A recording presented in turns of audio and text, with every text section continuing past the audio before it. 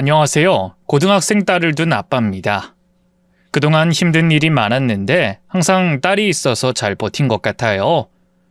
가장으로 지내며 속이 여러 번 뒤집혔었는데 지금은 아무렇지 않게 말할 수 있어서 글을 쓰게 되었습니다. 가벼운 마음으로 재밌게 들어주시면 좋겠습니다. 아내와 연애 결혼을 해서 딸을 한 명 낳고 평범한 가정에서 즐겁게 살았습니다.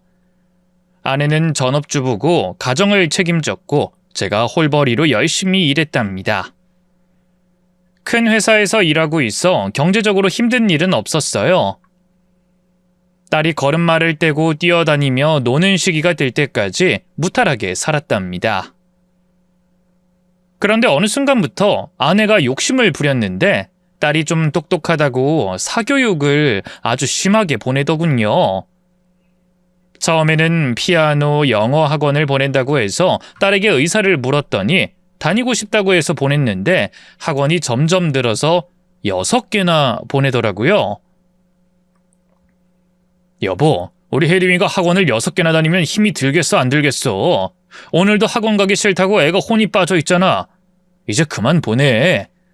뭔 소리야? 지금이 얼마나 중요한 시기인데 학원을 끊어버리라는 거야? 우리 혜림이는 똑똑하고 끼가 많아서 많은 걸 배워야 해. 당신 아이돌들이 데뷔하기 전에 연습생 생활을 얼마나 열심히 하는 줄 알지? 텔레비전에서 인터뷰하는 거 봤잖아. 그것처럼 남들보다 열심히 살아야 나중에 성공하는 거야. 우리 혜림이는 뭐가 되든 아주 크게 될 사람이라 학원을 6개가 아니라 10개까지 보내주면서 뒷바라지 해줘야 한다고. 아내도 처음엔 이러진 않았습니다. 주변에 아줌마들이 모여서 사교육을 어떻게 어디에 보내는지 자랑질을 하도 하니까 아내도 거기에 홀려버려서 이 지경까지 왔답니다. 물론 선택은 저희가 하는 것인데 그 선택을 매우 잘못한 거죠. 저는 힘들어하는 초등학생 딸을 보며 당장 학원을 싹 다 끊어버리고 아이는 아이답게 키우자고 했어요. 혜림이가 힘들다잖아. 애가 맨날 울상인 거 안 보여? 이게 누굴 위한 건데? 여보, 공부를 그렇게 시키고 싶으면 그냥 당신이 해. 내가 학원 보내줄게. 이 남자가 또 시비네. 내 나이에 무슨 공부야. 내가 대학을 다시 가서 취직이라도 하라는 거야? 난 우리 혜림이의 미래를 위해서 이러는 거야. 나중에 혜림이가 크면 나한테 고맙다고 할 거라고. 됐어. 말도 안 되는 소리 그만 집어치우고 애 학원 다 보내지 마. 아내에게 몇 번 져줬는데 딸의 심리 상태를 보니 더는 참아주면 안 될 것 같았습니다. 혜림이에게 학교 끝나면 곧장 집으로 가든 친구들이랑 놀든 학원은 안 가도 된다고 단단히 일러줬습니다. 아내가 마음대로 행동하는 걸 보니 돈 관리를 괜히 맡겼다는 생각이 절로 들었답니다. 그런데 제가 일하러 간 사이에 아내가 딸에게 뭐라 했는지 계속해서 학원에 나가더라고요. 그래서 딸을 앉혀놓고 허심탄회하게 말해보라고 했습니다. 혜림아, 학원 계속 다니는 거야? 엄마가 나가라고 해서 학원 안 가면 혼나. 아빠가 말했잖아. 엄마 생각이 중요한 게 아니라 혜림이 네 마음이 제일 중요하다고. 배우기 싫은 거 억지로 배울 필요도 없고 공부도 적당히 할 만큼만 해도 된다고 했잖아. 나도 안 나가고 싶어. 그런데 안 나가면 엄마한테 두들겨 맞으니까. 딸이 매 맞는다는 소리는 처음 들었습니다. 아내와 저는 꽃으로도 딸을 혼내면 안 된다고 약속과 다짐을 했었는데 저 모르게 뒤에서 매를 들었던 모양입니다. 그 말을 듣고 흥분해서 당장 안방으로 들어가 아내에게 소리쳤습니다. 당신, 혜림이한테 매를 들었어? 학원 안 나가면 그런 식으로 혼을 냈던 거야? 당신 돌았어? 이가 왜 이래? 내가 돌긴 뭘 돌아? 말을 안 들어서 혼을 낸 건데 겨우 그거 가지고 난리치는 거야? 이 사람아, 자식은 꽃으로도 때리는 게 아니라고 말한 게 당신이야. 그리고 당신 욕심을 채우지 못하니까 애를 때린 거잖아. 자꾸 내 욕심이라고 말하는데 아니거든? 다 혜림이 미래를 위해서 하는 일이라고 몇 번을 말해야 해. 혜림이 위한다는 소리도 그만해. 아주 지겨워 죽겠어. 당신 내 통장 내놔. 내가 통장을 맡겨놨으니까 하고 싶은 대로 다 하는가 본데 이제 돈 관리 내가 하겠어. 그럼 혜림이 학원 보낼 일도 없겠지. 어서 내놔. 그러자 아내는 혀를 끌끌 차더니 팔짱을 끼고 뭐하는 짓이냐고 콧방귀를 끼더군요. 당신이 밖에서 일한다고 이 돈이 다 당신 건 줄 알아? 내가 내조하고 살림하는 덕에 당신이 마음 편히 회사에만 신경 쓸 수 있는 거 몰라? 지금 내가 이러는 이유는 혜림이를 위해서거든? 다른 말은 쓰잘데기 없으니까 집어치우고 당장 내 통장 내놔. 카드도 내놔. 못 줘. 내가 경제권 얻으려고 몇 년 동안 당신한테 굽실거리면서 지냈는데 다시 통장을 빼앗기라고? 절대 못 줘. 아내는 모든 것이 자기 마음대로였습니다. 은행에 가서 싹 다 바꿔버리겠다고 통보하고 경제권을 제가 다시 주겠다고 했더니 아내가 그제야 말을 듣더군요. 알았어, 그만해, 그만. 혜림이 학원 안 보내면 될 거 아니야. 그럼 내가 통장 관리 계속해도 되는 거잖아. 지금 분명히 말한 거야. 혜림이 학원 안 보내겠다고. 당신 입으로 말했으니까 약속 지켜. 그래, 알았어. 내가 나 쫓아고 이러는 것도 아닌데 엄마 마음 몰라주고 울상으로 지내는 딸내미한테 더 잘해줘 봐야 뭐 하겠어. 학원 끊어버릴 테니까 통장 달란 소리 하지 마. 결국 아내의 욕심을 꺾어버리는 데 성공했습니다. 딸 혜림이는 학원으로부터 해방됐습니다. 퇴근하고 집에 들어가면 밝은 딸의 얼굴을 기대했는데 그렇지 않았어요. 학원을 안 다니고 여유 있고 재밌는 시간을 보냈을 거라 생각했는데 제 예상과 달랐던 모양입니다. 혜림아, 무슨 일이야? 학원 안 다녀서 좋은 거 아니야? 학원을 안 다니니까 엄마가 집에서 공부만 하래. 문제집은 많으니까 그거 풀어서 검사 받아야 해. 한 문제 틀리면 2대씩 매를 맞고 있어. 뭐야? 네 엄마가 아직도 그런단 말이야? 바로 아내에게 가서 따졌습니다. 이제 겨우 초등학교 3학년인 아이한테 4, 5학년 문제집을 풀게 하는 것도 모자라 한 문제를 틀리면 2대씩 때리는 게 말이 되냐고 언성을 높였어요. 아내는 다 그렇게 공부하는 거라며 자기 잘못 따위는 하나도 없다고 하더군요. 원래 공부는 그렇게 하는 거야. 나도 어릴 때 엄마한테 죽어라 혼나가면서 공부했다고. 지금이 옛날이냐? 내가 2번 다시 혜림이한테 매 들지 말랬지? 당신은 아무것도 몰라. 다른 집 애들 수준은 중학생 수준이라고.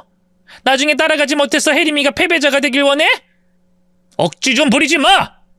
3학년이면 3학년 수준에 맞게 공부하면 돼! 아직 학교에서 가르치지 않은 건 먼저 가르칠 생각하지 마! 그렇게 다시 한번 딸에게 손을 댔다간 정말 가만히 있지 않겠다고 경고했습니다. 제 분노가 느껴졌는지 그날 이후로 매도 들지 않았고 억지로 공부를 시키지도 않았답니다. 혜림이에게 물어봤더니 밖에서 놀기도 하고 게임도 자유롭게 한다고 하더군요. 딸은 스스로 자제할 줄 알아서 놀기만 하는 아이가 아니었고 공부를 스스로 하고 숙제도 알아서 하니 가만히 두면 척척 해냈습니다. 이제야 집안에 평화가 오나 싶었는데 혜림이가 4학년이 되고 한 달 만에 가출했어요.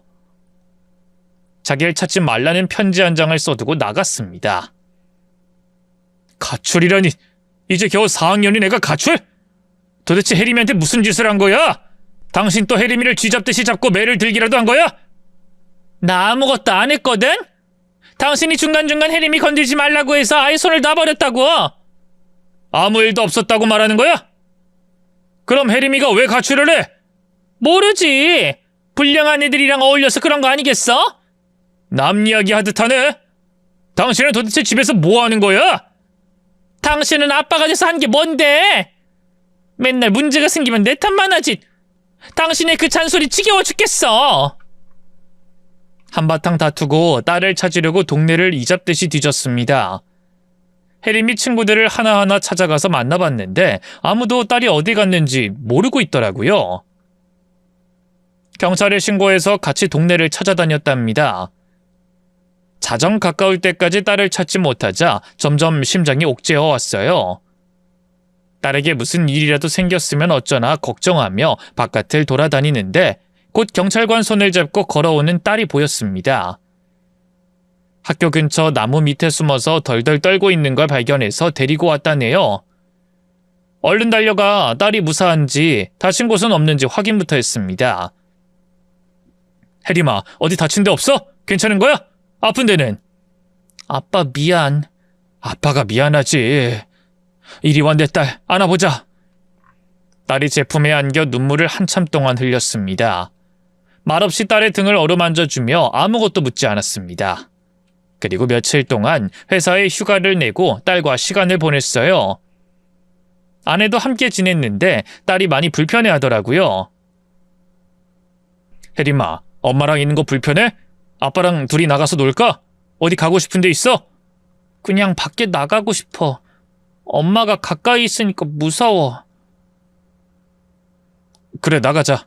그동안 하고 싶은 말 많았을 텐데 아빠한테 다 털어놔봐. 딸을 데리고 카페에 가서 달달한 음료와 케이크를 사주며 일단 배부터 채워줬습니다.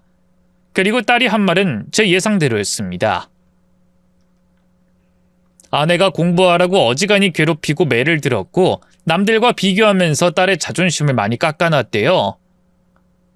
아빠, 엄마가 나만 보면 답답하대. 친구들 따라가려면 학원 다녀야 하는데 집에서 가만히 있는 게 꼴보기 싫대. 엄마가 그런 소리를 했어? 아빠가 엄마랑 잘 이야기해볼게. 아빠, 내가 사회 패배자가 될 거랬어. 나 공부 잘하지 못하면 패배자가 되는 거야? 뭐? 정말 별소리를 다 했구나. 혜림아, 공부 못해도 먹고 사는데 아무런 지장 없어. 엄마가 한 말 다 잊어버려. 그리고 또 힘들게 한 일들 있으면 다 털어놔봐. 딸을 무시하고 끝없이 비교하고 괜히 화나면 머리를 쥐어박았답니다. 딸의 시선에선 아내가 엄마가 아니라 괴물로 보였다네요. 얼마나 무서웠는지 아내 이야기를 하면서 부들부들 떨더라고요. 제가 없을 때만 이렇게 행동했고 저한테 이르면 가만두지 않겠다고 심하게 겁을 줬답니다. 상황을 알아차린 저는 딸을 본가에 데려다주고 집에 가서 아내와 한바탕 말싸움을 했습니다. 혜림이에게 그따위로 대하는 게 어떻게 엄마냐면서 막말했고 엄마 자격 없다는 소리까지 했어요. 그러자 아내는 자기도 최선을 다한 엄마라고 반기를 들었죠. 싸움은 해결되지 않았어요. 딸이 아내와 계속 지내면 안 될 것 같아 본가의 어머니께 잠시 데리고 있어달라고 부탁드렸습니다. 딸도 할머니와 지내는 것이 아내와 지내는 것보다 훨씬 좋다고 했어요. 아내는 반성을 하나 싶었는데 전혀 아니었습니다.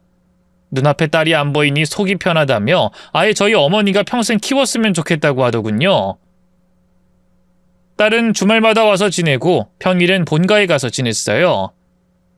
아내가 변하지 않으면 딸을 데려오면 똑같은 일이 또 생길 테니 시간을 두고 기다려보기로 했답니다.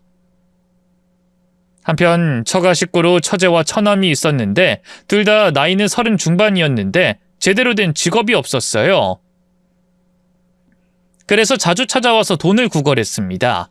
그 옆에는 항상 아내가 함께했고요. 제가 통장을 다시 가져와서 아내가 몰래 돈을 빌려줄 수가 없었거든요. 여보, 내 남동생이 기니 할 말이 있대. 무슨 일인데 그래? 한번 들어봐. 아내가 방석을 깔아주자 처남이 말했습니다. 매형, 저 오토바이 사업하게 투자 좀 해주세요. 오토바이 타고 다니더니 그걸로 사업을 하겠다고? 자네는 평범하게 직장을 다닐 순 없나? 매형, 꼰대같이 굴지 마세요. 제가 남 밑에서 일을 못하는 성격이라 사업 말곤 답이 없는 거 잘 아시잖아요. 알긴 뭘 알아? 모르거든? 세상에 남 밑에서 일하는 걸 좋아하는 인간이 어딨어? 나도 날마다 상사들한테 깨지고 욕먹으면서 일을 악물고 버틴다고. 그렇게 해서 번 돈을 처남 사업하는 데 달라고? 내가 미쳤나? 매형, 내가 공짜로 빌려달라는 것도 아니고 원금에 이자까지 갚겠다고 하잖아요. 돈 빌리려면 은행을 가. 내가 자네 ATM기도 아닌데 여기서 죽치고 앉아있지 말고 돈 빌려주는 은행에 가라고. 제가 아무것도 없는데 어떻게 돈을 빌려요? 매형, 자꾸 이렇게 치사하게 나오실 거예요? 우리 누나랑 결혼해서 이만큼 잘 살게 됐으면 좀 베풀어야 하는 거 아닙니까? 자네 눈엔 우리가 잘 사는 걸로 보여? 혜림이가 엄마랑 지내는 게 힘들어서 할머니 댁에서 지내고 있어. 자네 누나가 저지른 일만 해도 내 피가 말라. 자네까지 보태려고 하지 말고 그만 가봐. 허파에 바람 빼고 직장 알아봐. 일손 부족한 회사 널리고 널렸으니까 잘 찾아서 들어가라고. 존나 치사하게 구네, 젠장. 처남이 제 앞에서 욕을 하길래 어이가 없고 기가 막혔습니다. 처남, 지금 뭐라고 했어? 존나가 어쩌고 젠장이라고? 자네 위아래도 없어? 위가 위 같아야죠. 뭐 하나 도움 하나 안 주면서 예의 차리게 바라세요? 우리 누나가 매형이랑 살면서 화딱지가 많이 났을 것 같네요. 더럽고 치사해서 사업자금 달라는 소리 그만하렵니다. 밴댕이 소갈딱지 같은 매형한테 뭘 바라겠어요? 어쩜 그렇게 제 아내랑 똑같은지 처남의 눈을 보니 다시금 깨달았습니다. 처남 옆에 있던 아내도 저에게 그거 하나 도와주는 게 어렵냐며 큰 소리를 심하게 치더라고요. 두 사람과 말을 섞고 싶지 않아 귀를 닫고 방으로 들어가 버렸습니다. 처남의 부탁을 거절하고 얼마 지나지 않아 이번엔 처제가 찾아왔어요. 대학 졸업하고 유학을 다녀왔다는 이유로 영어 학원을 차리겠다고 욕심을 크게 부렸습니다. 그런데 그 영어 학원을 제 돈으로 차려달라고 하니 아주 환장하겠더라고요. 양부, 나 영어 학원 작게 차려줘요. 내가 매달 원금이랑 이자 상환할게요. 내가 요술주머니라도 있는 줄 아나. 다들 나만 보면 돈 달라고 난리네. 나 그럴 돈 없거든. 형부, 대기업 다녀서 돈 잘 벌잖아요. 그리고 형부 집안도 돈이 꽤 있는 집안인 거 알아요. 힘든 처제 한 번만 도와주세요. 진짜 가지가지하네. 처제 영어학원 차릴 생각 말고 영어학원에 취직할 생각을 해. 능력도 없으면서 왜 이리 욕심만 많아? 제가 주제 파악하라고 콕 집어서 말했더니 아내와 처제가 눈에 불을 켜고 대들더군요. 뻔한 막말이라 몇 마디 들어주다가 방으로 들어가 버리고 무시해버렸습니다. 아내와 사이는 점점 더 멀어졌어요. 아내 입장에선 제가 아주 미웠을 겁니다. 그런데 제가 어떻게 처제랑 처남의 사업을 차려주겠어요. 저도 직장 다니는 가장인데 말입니다. 아내가 조용해지자 다시 딸을 본가에서 데리고 왔는데 몇 달 지내다가 딸이 스스로 본가로 도망갔습니다. 아내가 저 없앨 때마다 쥐잡듯이 잡았기 때문이죠. 그래서 또 크게 다퉜고 부부 사이에 금이 가서 각방을 쓰며 지냈습니다. 딸이 조금 더 커서 중학생이 되자 다시 집에 와서 지냈어요. 그때부터는 딸이 자기 주장을 확실히 표출할 줄 알아서 아내가 시키는 대로 하지 않았고 혼낸다고 다 들어주지 않을 정도로 머리가 컸답니다. 저는 딸이 그만큼 커서 걱정을 덜었습니다. 저는 회사에서 진급을 놓치지 않으려고 낮과 밤을 가리지 않았고 주말 평일을 가리지 않고 일했어요. 적어도 딸이 시집 가기 전까진 죽어라 일해서 대기업에 붙어있을 마음이었답니다. 다행히 진급에 성공해서 다음 장을 넘길 수가 있었네요. 그런데 일이 잘 풀리면 그만큼 힘든 위기도 닥치더라고요. 저희 어머니가 암에 걸렸답니다. 어머니, 이게 무슨 일이에요? 그동안 건강하시던 분이 하루아침에 암이라니 믿기질 않네요. 나도 몰랐다. 아픈 데가 있으면 병원을 찾았을 텐데 전혀 몰랐어. 그리고 췌장암이 증상이 늦게 온다고 하잖아. 에휴, 더 살고 싶었는데 안타깝구나. 우리 손녀 혜림이가 시집갈 때까지는 건강하고 싶었는데 너무 아쉬워. 어머니, 죄송해요. 자식인 제가 제대로 살피지 못해서 이런 일이 생긴 거예요. 그동안 속만 썩혀드리기만 하고 아들 노릇은 하나도 못했네요. 죄송합니다. 가장으로 힘들게 살아왔으면서 그런 말은 뭐하러 해. 혜림이가 아들 너 때문에 그나마 밝은 마음을 잃지 않은 거야. 네 딸이 너를 얼마나 사랑하고 존경하는지 아니? 어머니, 지금은 어머니 이야기만 해요. 우리 한국에 있는 병원 다 돌아봐요. 어머니를 고칠 수 있는 의사가 있는지 찾아보자고요. 회사 일을 하면서 자주 반차를 쓰고 어머니를 모시고 병원을 돌아다녔어요. 그런데 뚜렷하게 완치가 되도록 도와줄 수 있는 의사는 찾지 못했습니다. 시간이 더 늦어지기 전에 항암 치료를 해야 하니 그나마 믿음이 가는 병원에 입원시켜드렸답니다. 하루가 다르게 늙어가고 말라가는 어머니를 보니 가슴이 찢어질 것 같았어요. 병원에서는 항암 치료를 받는 것 말고는 해줄 수 있는 게 없다고 했어요. 암이 너무 크고 전이까지 되어 손을 쓸 수 없다고 했답니다. 회사와 병원을 다니며 자주 밤을 새워 제 꼴이 말이 아니었어요. 며칠 만에 집에 갔더니 아내가 혀를 끌끌 차며 말하더군요. 또 병원 다녀온 거야? 당신은 가장이면서 집안 식구들이 어떻게 지내는지 상관 안 하는 거야? 어머니가 많이 아프시잖아. 그리고 당신이야말로 가족인 시어머니가 저렇게 아프신데 꼴랑 한 번 찾아오고 마는 거야? 당신이 이기적인 사람인 건 알았는데 실망이 크다. 실망? 나야말로 당신한테 실망이 커. 내가 혜림이 낳고 온갖 고생을 다 했는데 늘 내 노력은 무시만 했잖아. 우리 동생들이 도와달라고 할 때 막말이나 하고 내보냈고, 내 체면을 제대로 세워준 적도 없으면서 내가 심호 수발이나 들어주길 바라는 거야? 누가 그렇대? 그래도 걱정이라도 좀 하는 척을 해.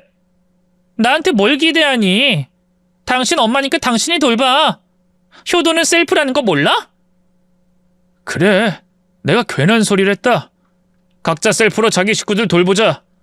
처자랑 처남은 당신이 알아서 돌봐. 괜히 또 나 찾아와서 돈 달라고 구걸하게 만들지 말고. 저도 말을 곱게 해야 했는데 어머니 일과 회사 스트레스, 아내가 해왔던 지난 일들이 머릿속에서 엉겨붙어서 말이 심하게 나갔습니다. 분명히 저에게도 잘못이 있습니다. 하지만 저희 부부는 끝까지 서로를 물고 뜯으며 비난했어요. 싸움은 곧 큰 벽이 되어 저희를 갈라쳤답니다. 그렇게 기분이 다운되어 지내는데 회사 끝나고 병원에 갔더니 딸이 와 있더군요. 혜림아, 또 왔어? 너 조퇴하고 왔지? 응, 할머니가 너무 보고 싶어서 선생님한테 말씀드리고 왔어. 그래도 학교는 잘 다녀야 하는데. 아니다, 이게 더 좋다. 우리 딸의 행동이 할머니를 엄청 기쁘게 하니까 아주 잘했어. 저희 어머니는 하나 있는 손녀를 무척이나 좋아하셨습니다. 아들아, 네가 가장 잘한 일이 뭔지 아니? 바로 혜림이를 낳은 일이야. 이 예쁜 아이가 내 손녀라는 게 얼마나 자랑스러운지 모른다고. 난 혜림이 얼굴 볼 때가 가장 행복하다. 네가 섭섭할지 몰라도 아들보다 손녀가 최고다. 아이, 섭섭하긴요. 저도 엄마보다 우리 딸이 우선이에요. 아이, 그러고 보니 우리 혜림이가 행복 바이러스네요. 혜림아, 할머니 옆에서 좋은 이야기 많이 해드려. 나보다 널 좋아하시니까. 딸 때문인지 어머니는 아픈 와중에도 미소를 잃지 않으셨습니다. 한편 아내는 어머니가 그렇게 아파서 입원하는 동안 처음에 한번 와보고 다시는 오진 않았네요. 어머니는 딸 때문에 더 오래 사셨어요. 6개월 남았다고 의사가 말했는데 1년을 사시고 세상을 떠나셨답니다. 어머니는 유언을 남기셨는데 자신의 재산의 절반은 제가 받아서 딸을 위해 잘 쓰라고 하셨고, 나머지 절반은 어머니가 자주 기부하시던 소아암 아이들을 위해 기부하라고 하셨습니다. 어머니가 세상을 떠나고 장례식을 치르는데 딸은 사흘 내내 함께 슬퍼하며 자리를 지켰는데 아내는 밤에 한번 와서 얼굴 비추고 나가더라고요. 너무한다 싶어서 아내를 붙잡았습니다. 당신 그냥 가지 말고 발이 날 때까지 좀 있어. 혜림이가 보고 배운다고. 나 약속 있어. 동생들한테 일 있어. 무슨 일이길래 장례식까지 빠져가면서 가야 하는 건데? 이거 봐. 당신도 내 가족들한테 무관심하잖아. 나도 당신처럼 당신 가족한테 무관심하게 구는 거야. 에휴, 그래, 가라 가. 당신이나 나나 서로 이기적이니 알아서 살자. 아주 반가운 대답이네. 그럼 당신 엄마 장례 잘 치러. 난 내 볼일 잘 볼 테니까. 이만 간다. 아내는 그렇게 어머니 장례까지도 뒤로하고 유유히 떠났습니다. 한동안 어머니 생각에 잠겨서 일을 제대로 못했어요. 상사한테 자주 혼났는데 정신을 차리지 못했답니다. 아이, 김 부장, 회사 생활 할 만큼 한 사람이 왜 그래? 요즘 정신을 어디에다 두고 다니는 거야? 죄송합니다. 정신 차리겠습니다. 어머니 돌아가셔서 힘든 건 알겠는데 벌써 한 달이 지났어. 자네 한 가정의 가장 아닌가? 계속 이렇게 넋 빠진 채로 일할 거야? 아닙니다. 정신 차려야죠. 앞으로는 각성하겠습니다. 그래, 오늘은 일찍 들어가 주시고 내일부터는 좀 달려보자고. 어서 가봐. 부장까지 힘들게 달려왔는데 어머니 생각에 잠시 위기를 겪었네요. 하지만 한 달 만에 정신을 차리고 회사 일을 열심히 진행했습니다. 딸이 고등학생이 되었으니 더더욱 정신 차려서 바른 가장이 되기로 마음먹었답니다. 조금씩 마음의 여유를 찾고 석 달 만에 어머니의 보험금을 받으러 갔습니다. 그리고 어머니의 유산인 통장을 정리해봤어요. 유산 10억이 어딜 갔는지 영원으로 찍혀 있더라고요. 이체 내역을 보니 처제와 처남, 아내에게 돈이 분산되었더라고요. 저는 열이 끓어올라 아내에게 따졌습니다. 당신 이게 뭐야? 우리 어머니 통장에 손댄 거야? 아, 그거? 맞아. 내 남동생이 슈퍼카 한 대 사달라고 해서 사줬고 여동생한텐 영어학원 차려줬어. 그리고 난 오피스텔 하나 마련했어. 거기에 세를 주고 매달 용돈이라도 벌려고. 당신 마음대로 어머니 돈을 쓰라고 누가 그랬니? 어머니가 절반은 기부하라고 하셨는데 당신 마음대로 돈을 쓴 거야? 니네 엄마 돈 우리 집에 기부했어. 그냥 편하게 그렇게 생각하면 돼. 그리고 오피스텔이 5억짜리니까 나중에 값을 올려서 팔면 좋을 거야. 그때까지는 월세 받으면서 그걸로 내 용돈 하면 딱이고. 이게 다 뭐하는 짓이야? 당장 이 통장에 돈 다 원위치 시켜! 이미 다 썼는데 어떻게 원위치 시켜? 그리고 기부하는 게 낫니? 내 동생들 도와주는 게 낫니? 당신도 이번 기회에 매형 형부 노릇했다고 생각해. 아내는 정말이지 제멋대로였습니다. 저희 어머니한테 조금도 잘하지 않았고 아프실 때는 병원도 오질 않았습니다. 그뿐만 아니라 돌아가셨을 때는 장례식장에 얼굴만 잠깐 비추고 떠났는데 어머니 돈을 멋대로 쓰다니요. 절대로 용납할 수 없었습니다. 경고하겠는데 당장 어머니 유산 원위치 시켜. 당신 동생들의 슈퍼카든 영어 학원이든 다 반품하고 돌려내라고 해! 그리고 오피스텔도 당장 정리하고! 그걸 어떻게 반품하냐? 말이 되는 소리를 좀 해. 당신이야말로 말도 안 되는 짓거리 해놓고 이렇게 나오는 거 정말 어이없거든? 나 진짜로 미쳐서 분개하는 꼴 보기 싫으면 당장 돌려놔! 아내는 끝까지 잘못한 게 없다면서 그 정도 돈을 받을 자격이 있다는 개소리를 했습니다. 싸움은 커졌고 아내는 저랑 못 살겠다며 가출해버렸습니다. 그래서 먼저 처남을 찾아가 슈퍼카부터 정리하라고 했어요. 처남, 이거 우리 어머니 유산이야. 당장 반품해. 매형, 갑자기 이러시면 어떡해요?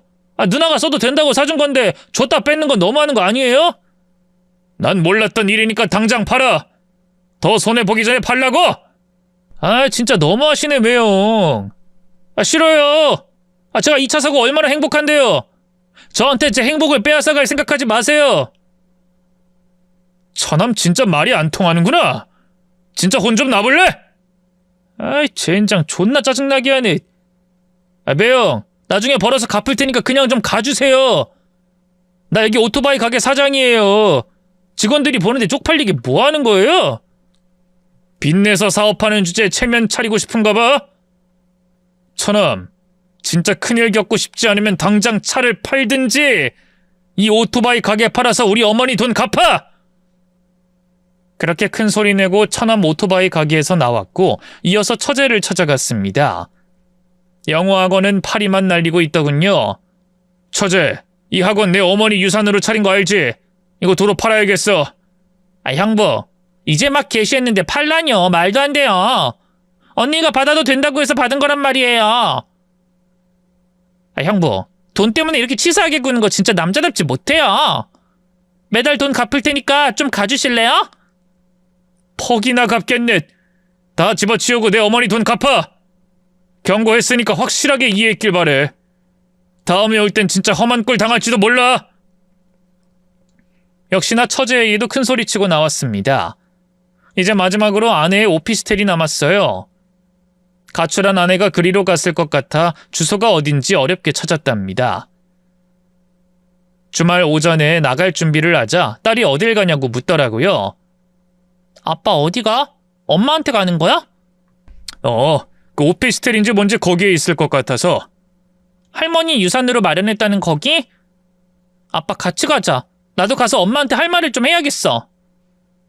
혜림아, 어른들 일에 네가 괜히 끼어들 필요 없어. 괜히 스트레스 받으니까 그냥 집에 있어. 아니, 같이 가. 나도 엄마한테 불만 많으니까 이번 기회에 화도 내고 풀어야겠어. 딸이 따라붙는 바람에 그냥 같이 가기로 했습니다. 아내의 오피스텔은 꽤 거리가 멀었어요. 딸이 옆에 있으니 화를 좀 눌러서 안으로 들어갔습니다. 초인종을 누르려고 하는데 현관문이 열리더군요. 배달 아닌가? 어머, 당신이 여길 왜... 혜림이도? 발소리 듣고 배달인 줄 알았어? 근데 옷이 그게 뭐야? 속옷만 입고 뭐하고 있었어? 안에 누가 있는 거야? 비켜봐! 아니야, 여보. 집안에 먼지가 많아서 청소 중이었어. 옷은 더러워져서 벗은 거고. 청소가 한창이니까 나중에 다시 와. 혜림이, 넌 여기 왜 왔니? 어서 아빠 모시고 집에 가! 그러자 딸이 현관문을 활짝 열더니 아내의 팔을 뿌리치고 안으로 들어갔습니다. 저도 안으로 따라 들어갔어요. 실내를 보니 살림을 차렸더군요. 누군가에게 세를 준 게 아니라 아내가 바람난 남자와 살림을 차렸더라고요. 이야, 당신 대단하네. 우리 어머니 유산으로 오피스텔 사서 상간남이랑 동거하는 거야? 여보, 이러지 말고 집에 가서 이야기해. 괜히 오해하지 말고 나가서 이야기하자고. 오해는 무슨, 누가 봐도 바람나서 살림 차린 거로 보이는데 어디서 거짓말을 하려는 거야? 내 어머니 유산으로 이딴 집 버려도 되는 거야? 아내는 혀를 끌끌 차며 옷을 입으려고 하더군요. 그 순간 상간남과 눈을 마주쳤는데 입꼬리를 올리며 비웃더라고요. 표정을 본 순간 저는 피가 거꾸로 솟았고 각성하고 그놈에게 달려들었습니다. 침대에 누워있는 상간남의 귓방망이를 날리고 발로 몸을 내리찍고 사정없이 혼내주고 있었어요. 비명소리가 터져나오자 아내가 제 머리채를 잡고 하지 말라며 저를 때리더라고요. 아이씨! 당신 지금 바람난 상간남이 맞으니까 날 때리는 거야? 그래! 나한텐 당신보다 애인이 더 중요해. 내 애인 건들지 마! 진짜 구제불능이네. 이건 놔라! 상간남부터 손봐주고 당신한테 갈 테니까! 아내가 끝까지 제 머리채를 잡고 끌어당기자 제 딸이 아내의 팔목을 잡고 비틀더니 깨물었습니다. 딸에게 손찌검을 하자 딸은 눈이 뒤집히며 아내의 몸을 바닥에 밀었어요. 아빠, 엄만 내가 맡을 테니까 그놈부터 혼내줘. 그래, 조금만 기다려. 이 자식부터 혼쭐 내고 네 엄마 혼내줄게. 잘 붙잡고 있어라, 혜림아. 딸이 도와줘서 상간남을 실컷 두들겨 팰 수 있었습니다. 다시 비웃어보라고 했더니 눈물을 뚝뚝 흘리며 잘못했다고 빌더군요. 저는 아직 갈 길이 멀었으니 이빨에 꽉 다물라고 경고했습니다. 힘신 두들겨 패주고 뒤를 봤더니 아내가 딸에게 잡혀서 씩씩거리며 화내는 게 보이더군요. 저는 귀싸대기를 세게 한 대 날려서 마누라를 잠재워버렸습니다. 이 여편네가 자식 앞에서 부끄러운 것도 모르고. 에휴. 혜림아, 다 됐다. 이것들 그냥 두고 집에 가자. 아빤 이혼할 거야. 소송해서 아빠가 받아내야 하는 걸 다 받을 거야. 응, 당연히 그렇게 해야지. 나도 더는 엄마랑 모녀지간으로 안 지낸다고 하니까 좋네. 아빠, 확실하게 금융치료 시켜줘. 위자료 온팡 씌워서 이혼하라고.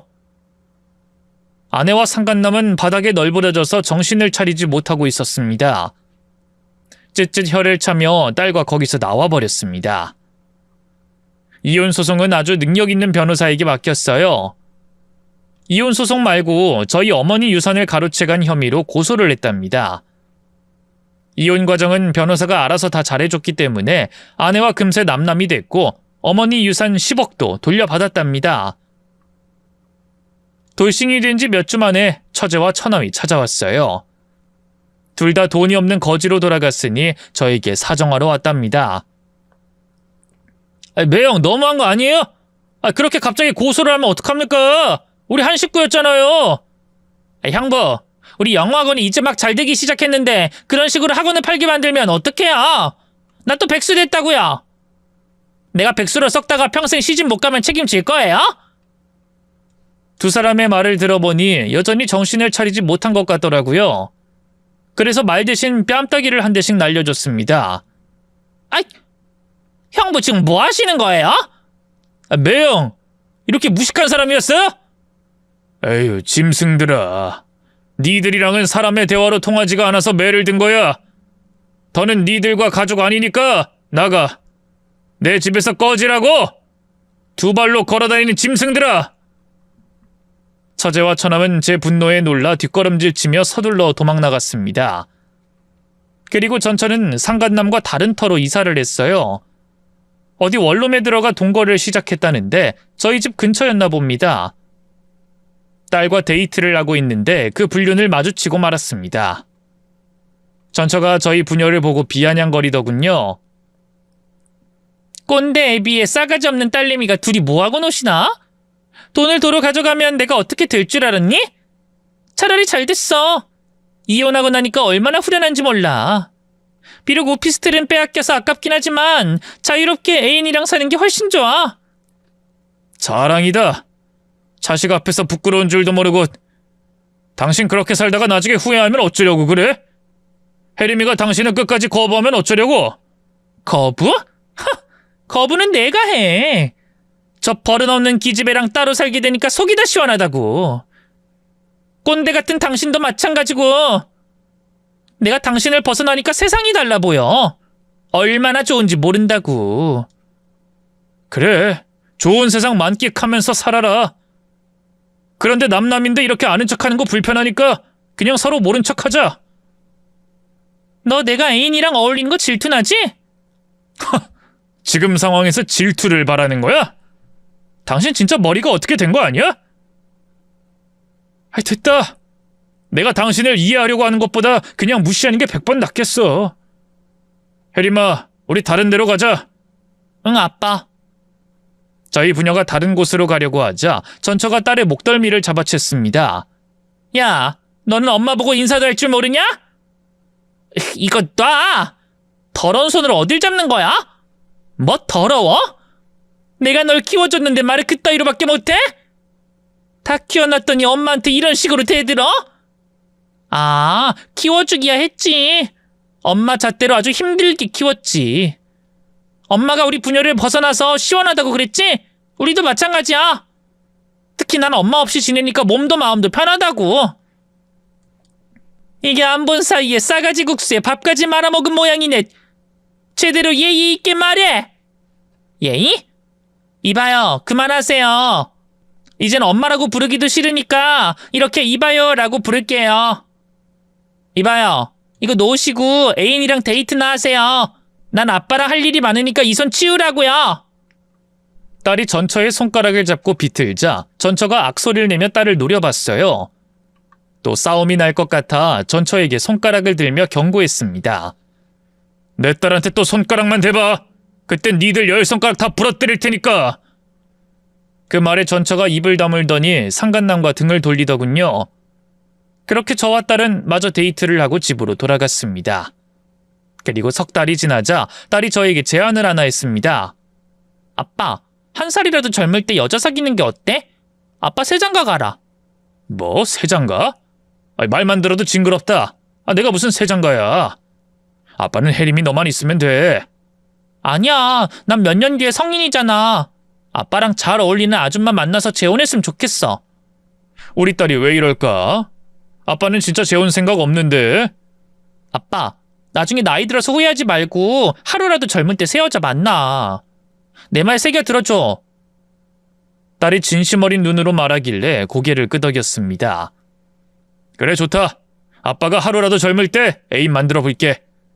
주변 사람들한테 부탁해 놓을 테니까 소개 좀 많이 받아보고 한 사람으로 골라볼게. 됐지?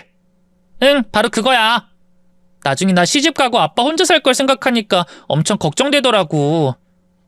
무조건 착하고 예쁜 아줌마로 선택해서 잘해봐, 꼭. 그래, 우리 딸이 하라는 대로 할게.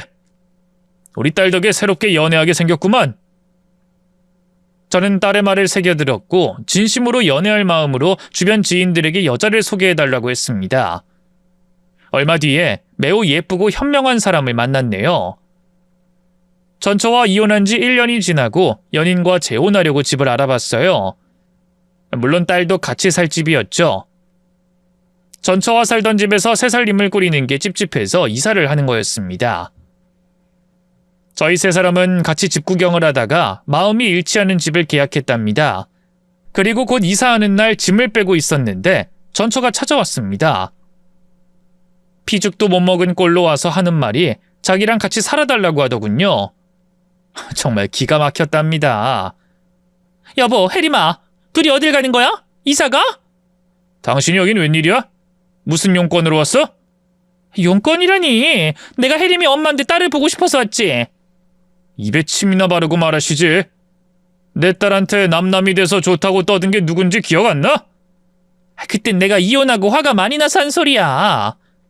여보, 나 정신 돌아왔어. 이젠 다시 시작할 준비가 됐다고. 저와 다시 시작할 준비가 됐다고 합니다. 전 피식 웃으며 말했습니다. 이 여자야, 아직도 똥오줌 못 가리는 개마냥 이게 뭐하는 짓이야? 이혼하고 남남이 된 지가 언젠데 다시 시작하자고? 당신이 그렇게 말하면 내가 아이고 감사합니다라고 말하면서 받아줄 거라 생각했냐? 여보, 미안해. 내가 잘못했어. 저는 짐을 계속 싸면서 대답했습니다. 네 애인은 어쩌고 왔냐? 그놈은 돈 한 푼 못 버는 논팽이에 술만 먹으면 나한테 손찌고 마는 나쁜 놈이었어. 얼마 전에 정리하고 나왔어. 여보, 나 전에 잘못을 뉘우치고 있으니까 다시 시작하자. 우리 혜림이랑 셋이서 다시 시작하자고. 저는 어이가 없어 아무 말도 안 하는데 제 딸이 방에서 짐을 들고 나오며 전처에게 말했습니다. 이봐요, 우리 아빠한테 찝쩍대지 마세요. 혜림아, 너 많이 컸다. 1년 만이지? 내 이름 그 입에 올리지 마세요. 기분 더러우니까. 이봐요, 나 새엄마 생겼거든요? 우리 아빠한테 새 부인이 생겼단 말이에요. 당신이 끼어들 자리 없으니까 얼른 나가서 다른 논팽이나 찾아보시죠. 뭐가 어째? 새엄마? 새 부인? 딸 뒤로 제 애인이 나오자 전처가 희번덕 눈을 뜨더군요. 당신 뭐야? 내 딸이랑 왜 같이 나오는 거야? 분위기가 묘하네. 당신 누구야? 아, 제가 혜림이 새엄마거든요. 아, 그 침모라는 분이구나. 혜림이가 극도로 싫어하던 그 아줌마. 지금 뭐랬어? 아줌마? 혜림이가 날 극도로 싫어한다고? 야, 어디서 주둥이를 멋대로 짓거리는 거야? 난 혜림이 낳은 엄마라고. 너랑 나는 차원이 달라. 내가 다시 시작하기로 마음먹었으면 남편이랑 딸이 날 받아줄 거라고. 내 식구들한테 붙어먹을 생각하지 말고 당장 정리하고 꺼져. 그러자 제 애인이 피식 웃으며 대답했습니다. 참 꿈도 야무지네.